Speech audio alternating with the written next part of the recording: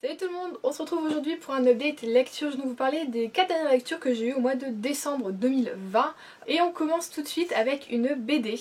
J'ai donc lu La boîte à musique de JG et de Carbone, édition Dupuis. Alors faut savoir que cette BD, j'en ai entendu parler, je l'ai vue passer sur Instagram depuis sa sortie un nombre incalculable de fois. Et les gens à chaque fois étaient... pas dire épatés, mais ils avaient toujours adoré en fait cette BD. Donc moi j'y suis allée avec totale confiance, et bien à ma voix que là je sais pas trop comment dire, que personnellement j'ai pas accroché quoi. Donc bon, les dessins sont plutôt...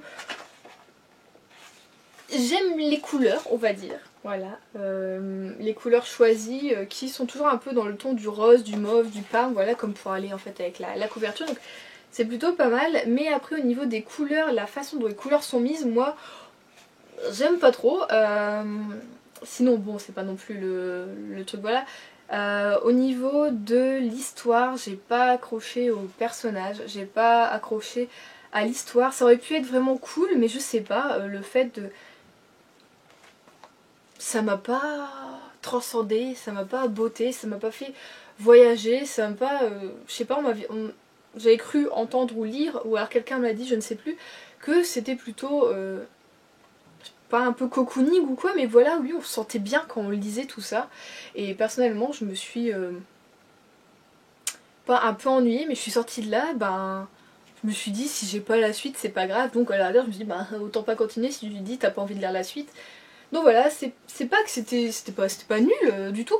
Enfin je veux dire, j'ai quand même bien aimé le principe de l'histoire, quoi, le truc principal, tout ça, et le fait qu'il y ait beaucoup de personnages assez différents, fantastiques, tout ça. C'est plutôt cool, mais j'ai peut-être trouvé le truc un peu trop enfantin, je dirais. Et du coup c'est... Ouais non, c'est pas trop pour moi. Moi sinon ouais, les couleurs sont cool, tout ça, mais... Voilà, j'ai pas accroché à la BD, j'ai pas accroché à l'univers ni à l'histoire, donc ben voilà, que voulez-vous, ça aurait été un petit flop pour moi, mais c'est pas grave. Je dis que voilà, tout simplement, chacun ses goûts, et que finalement, bah, voilà, j'ai laissé la chance à cette BD, juste que bah c'est tout quoi, ça l'a pas fait, ça a pas matché entre nous. Après ça, je suis repartie dans la lecture un peu Noël parce que j'ai été toujours dans le Merry Christmas with Autumn, voilà. Et donc j'ai lu Coup de foudre sous la neige, donc on a une nouvelle de Sarah Morgan et une nouvelle de Kate Hoffman, donc là c'est chez Harlequin. Du coup j'ai lu la nouvelle de Kate Hoffman qui est Un Noël en Alaska. Oui c'est ça, c'est Noël en Alaska. Donc là j'ai passé un bon moment, écoutez, il y avait tout ce qu'il y avait besoin d'avoir dans un bouquin de Noël, dans une romance de Noël j'ai envie de dire. Donc voilà, nous sommes avec le petit Sam qui, pour aller voir le Père Noël parce qu'il a quelque chose à lui demander, eh bien va fuguer. Normalement il vit avec sa mère Julia qui est donc architecte décoratrice ou un truc dans le genre en tout cas, et voilà, qui est séparée de son mari depuis quelques années, et le petit devait se rendre chez son père sauf qu'il a pour menti à sa mère et qu'il a pris un autre avion pour partir voir le Père Noël. Sauf qu'il passe par l'Alaska, sauf que bah, pour moi Père Noël c'est la Laponie, donc c'est pas du tout le même endroit, mais enfin on s'en fout. Et le petit va tomber sur voilà, un groupe d'hommes qui a de la chance, sont extrêmement bienveillants, et parmi ce groupe d'hommes, et ben en fait se trouve Tanner qui va héberger le petit le temps que sa mère arrive, voilà, forcément, pour venir le récupérer parce que le petit gars il va pas aller non plus très très loin après ça. Du coup c'est une romance toute douce, je peux même pas dire que ce soit vraiment une romance, on est beaucoup avec des sorte de superstition, puisqu'en fait Tanner tient une auberge avec deux de ses amis qui sont tous les trois voilà, célibataires, donc c'est l'auberge des trois célibataires, et cette auberge dans par le passé a hébergé aussi des célibataires, et donc à chaque fois qu'une femme passait normalement la porte voilà, de l'auberge, et bien l'un des célibataires allait se marier avec cette femme. Et bah voilà quoi, du coup forcément il y a ça qui pèse un peu sur Julia et sur Tanner parce qu'on voit qu'ils se plaisent bien tous les deux, donc il y a des rumeurs qui vont dans le village, enfin des trucs comme ça. Donc voilà, je trouvais ça plutôt... C'était charmant en fait, c'était bien, c'était cosy. Ça m'a un peu du coup fait penser à la nouvelle de Nora Roberts que j'avais lue juste avant. Ça se passe à peu près en plus à la même époque, je sais pas de quand, elle date 97 aussi je crois celle-ci. J'ai lu des vieilles romances de Noël en fait cette année, écoutez.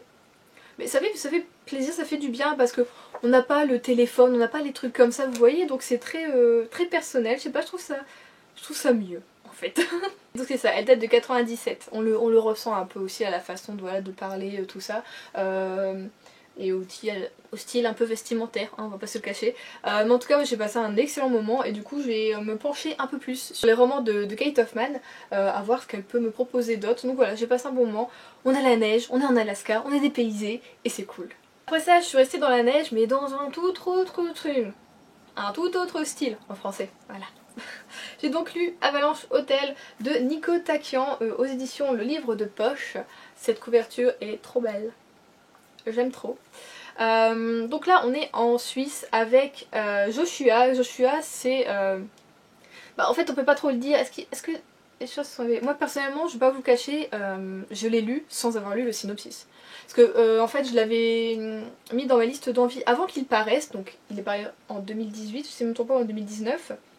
Je le voulais en fait direct quoi. Bon, sauf que d'habitude, comme d'habitude, voilà, il est sorti en grand format. Du coup je me dis bon bah Juliette t'attends un an et puis finalement t'as attendu plus d'un an et puis bon bah enfin bon je l'ai eu, c'est bon, je l'ai eu. Et en tout cas le temps que moi j'attendais pour l'avoir en poche, je l'ai vu passer moult et moult fois, que ce soit sur des chaînes Booktube ou sur Instagram, je n'arrêtais pas de le voir passer et on le voit encore passer donc voilà. Et à chaque fois c'était genre c'est une lecture trop bien, incroyable, tout ça. Et du coup moi je m'attendais à monts et merveilles on va dire un peu, voilà, peut-être ça a mis la barre haut du coup d'entendre et de voir tout ça passer avant de le lire. Donc maintenant c'est vrai que je me calme un peu quand je vois un bouquin que j'ai vraiment envie de lire, je me calme en lisant pas trop les résumés, hein, parce que bon, hein, souvent après on est déçu. Donc je peux pas dire que j'ai été déçue de ma lecture, mais je l'ai trouvé... Ben voilà quoi, je me dis oui, bah écoutez c'est un thriller, il y a une enquête, ouais il y a des choses plutôt pas mal dedans, mais c'est pas non plus hyper révolutionnaire, je vois pas tout l'engouement qu'il y a eu autour de ça. C'était pas coup de cœur, c'était pas... j'avais pas non plus un... Comme par exemple quand je lis du Bernard Minet, j'avais pas ce truc du oh, il faut à tout prix que je sache et que voilà que je bouffe le bouquin et que voilà quand tu enfales des dénouements et tu te dis ah j'avais raison ou pas du tout, voilà. Donc là certaines de mes hypothèses étaient effectivement bonnes.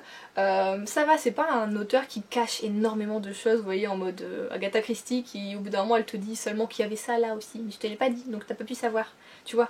Là tu peux quand même mener un peu l'enquête avec Joshua. Et j'aimais le fait qu'il y ait une sorte de temporalité où on est une fois en 1980 donc avec Joshua et une autre fois en 2018 et où du coup on voit un peu la différence des deux époques et du coup la différence aussi du faste par exemple de l'Avalanche Hotel qui eh bien, maintenant n'est plus ce qu'il était, voilà. Mais sinon les personnages sont attachants, j'ai aimé l'écriture, c'est juste que voilà je pense que je me suis un peu trop... je m'étais voilà, imaginé 36 000 choses avant de le lire parce que ben, je l'avais beaucoup trop vu passer. Donc voilà, c'est dommage, peut-être que je l'aurais plus apprécié encore si voilà, j'avais pas lu autant d'avis, si j'avais pas vu autant passer. Mais bon, c'est tout, c'est comme ça. Et j'ai donc fini 2020 avec une valeur sûre. Voilà, j'ai donc lu le tome 9 de L'Épouvanteur de Joseph Delaney aux éditions Bayard Jeunesse. C'est donc Grimalkin et L'Épouvanteur. Alors effectivement on avait Grimalkin dans ce tome 6 qui m'a un peu étonnée parce que bah, on a toujours été, en fait c'est toujours été Tom, du coup notre apprenti épouvanteur qui nous contait ses aventures, voilà, pour devenir épouvanteur tout simplement et essayer d'éradiquer le mal de la terre, voilà. C'est une série que j'aime énormément et du coup là je l'ai lu un petit peu moins vite parce que l'auteur a su du coup totalement changer de style de narration au niveau des personnages, au niveau de la temporalité, de comment ça se passe, enfin voilà. Là je trouve du coup avec Grimalkin qui est une sorcière aguerrie et donc une très bonne guerrière, voilà, on a beaucoup plus de combats dedans, mais en même temps on a pas mal d'attentes aussi parce que elle est poursuivie donc il y a en même temps de l'attente un peu, voilà. Mais sinon j'ai passé un très bon moment et j'ai hâte voilà, de continuer cette série et je sens que voilà je vais bientôt la finir donc je suis plutôt triste, voilà, on se rapproche petit à petit de la fin. J'espère en lire voilà peut-être 2 cette année et du coup le finir en 2022. Mon dieu. Moi je me fais déjà des plans sur la comète, hein. 2022 c'est parti, 2021 n'est même pas là, enfin il vient seulement d'arriver et je suis déjà un an plus tard. Comme d'habitude cette série tu passes un bon moment, il y a de tout sauf de l'humour. J'avoue que c'est pas une série très drôle, mais je l'ai trouvée bizarrement moins sombre en fait que les tomes précédents. Alors que bon bah comme j'ai dit Grimalkin c'est une sorcière, c'est une guerrière, mais il y avait moins ce côté, je sais pas, j'ai toujours ce côté un peu, vous voyez, très pluvieux, très noir, très nuageux en fait quand je suis avec Tom, où voilà, tu sens qu'à chaque fois il est trempé jusqu'à l'os quoi, et que ça le dérange un peu, mais tu sens que Grimalkin, elle, quand ça lui arrive, elle a l'habitude, ça lui passe par-dessus la tête, et donc toi t'es là en mode oh moi non plus, toi ça va finalement, et c'est pas si noir que ça, mais j'ai trouvé ça cool, voilà, de changer un peu de personnage durant la lecture de la saga. Je trouve ça assez original. Je pense quand même que du coup pour le tome 10 on va retrouver Tom. Je l'espère parce qu'il m'a manqué du coup durant ce tome. Ouais. Donc voilà, j'espère le retrouver très très bientôt. Voilà. Ah. Vous voyez aussi, je vous dis que je veux plus acheter du coup trop de bouquins jusqu'au août 2021. Mais comment je vais faire pour plus acheter de bouquins si je veux continuer la saga? Je vais devoir le lire en e-book. Ça va être beaucoup moins plaisant parce que j'adore la typographie, j'adore la police d'écriture qu'a choisi voilà, Gallimard sur ce bouquin, j'aime beaucoup beaucoup. Et à chaque fois en plus on a des dessins, tout ça, donc je trouve ça terriblement cool. Après j'en ai déjà lu un en e-book que j'avais pas eu en ma possession au moment de la lecture, que j'ai acheté du coup par la suite. Et bon, il y avait quand même les dessins, voilà, mais bon, après l'écriture n'était pas vraiment la même. T'as moins de plaisir quand même à lire en e-book, on va pas se le mentir. Mais donc voilà, très très bonne lecture pour finir cette année 2020 en beauté. Donc voilà, comme je vous l'ai dit dans mon bilan lecture 2020, et ben ça a été une très très bonne année niveau lecture. Le confinement, j'aurais cru du coup lire un peu plus de bouquins, mais j'ai lu en tout cas des bons bouquins et je me suis fait plaisir, donc ça a été le plus important. Et donc voilà, cette update lecture marque la fin de l'année 2020 niveau lecture pour moi, et j'en suis très très contente. Voilà, très bonne année, même si voilà, c'était pas... Sur d'autres plans, c'était pas ouf comme année, hein, on va pas se mentir, on le sait tous. Mais niveau lecture, moi j'ai adoré. Donc c'est quand même bien, faut le noter. En tout cas moi je vous fais de gros bisous, je vous souhaite de bonnes lectures et je vous dis à la semaine prochaine.